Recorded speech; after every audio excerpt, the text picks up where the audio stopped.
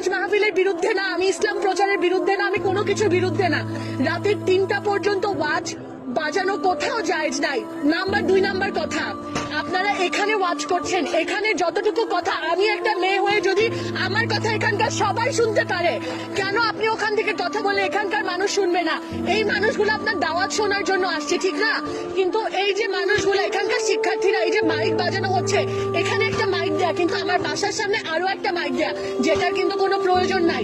যার এখানে শোনায় সে কিন্তু এখানে এসেই আপনার কাছে শুনবে, আমার এটা নিয়ে কোনো সমস্যা নাই। কিন্তু আমি আমার সমস্যার কথা 999-এ জানাইছি, আমি আমার প্রক্টোরিয়াল বডিতে জানাইছি, আমি পোস্ট করছি, কোথাও না হয়ে আমি একা একটা মেয়ে আজকে এখানে এসে দাঁড়াইছি। আপনার কাছে ঠিক ভুলের বিচার আমি আজকে আপনার কাছে দিয়ে গেলাম। আপনার যদি মনে হয় যে স্টুডেন্টদের প্রতি আপনি দয়া করবেন, এই মানুষগুলোকে নিয়ে আপনি দাওয়াত করেন, কোনো সমস্যা নাই।